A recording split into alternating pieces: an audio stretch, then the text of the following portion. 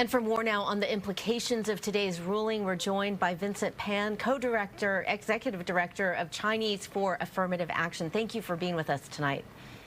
Thank you for having me. I want to start off with this ruling. The group, Students for Fair Admissions, brought this case forward representing a group of Asian Americans who are saying affirmative action discriminated against them. So let's start off and talk about why does your group disagree with them and with the Supreme Court's ruling today? Well, what we know is for more than 50 years, affirmative action has benefited Chinese Americans, Asian Americans, women, and all people of color.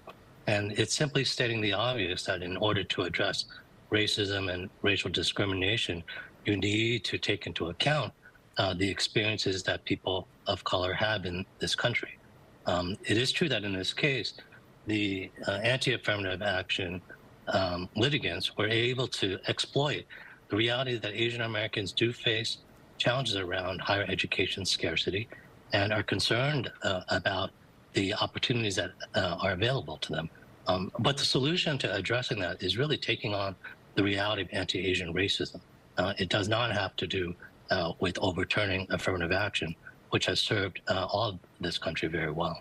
Let's talk more about that narrative that was put forth by the plaintiffs in these particular cases. And I want to point out here that there's been a recent Pew poll that was done that found that 53% of Asian Americans who had heard of affirmative action said they believe that it is, in fact, a good thing. What do you believe the reality is in terms of how the AAPI community, broadly speaking, views affirmative action?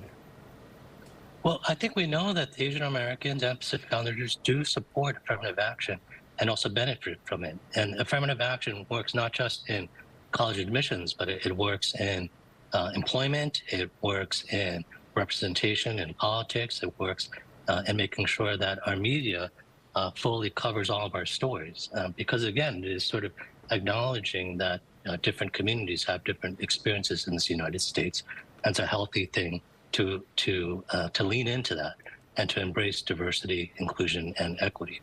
At the same time, we know that college admissions, again, is very hard for all students, and especially when you look at these very hyper-competitive selective institutions that by their very nature are zero-sum.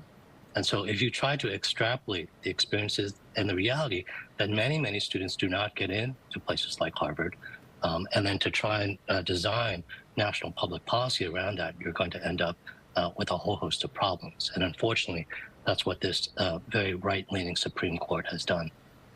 And one thing I wanted to kind of drill down with you on is this notion of, sort of the check boxes. And some people might say that whatever the checkbox is, whether it is, Black, Latino, maybe Asian American, that within that there is a whole range, a whole diversity and nuance of socioeconomic status, of educational status, family wealth.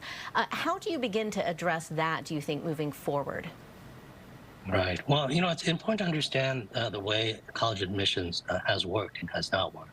And so up until today, race could only be considered as one of many factors, including socioeconomic class, including whether a student was the first in their family to attend college, including, everything that makes us interesting as human beings.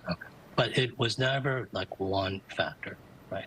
And so unfortunately, what the Supreme Court has done here is to say that we can no longer even consider race as one of many factors. And I think that's what is so troubling about this ruling, because it does suggest that the best way to deal with the challenges we have is to stick our head in the sand, and not take on, more directly the problem of racism.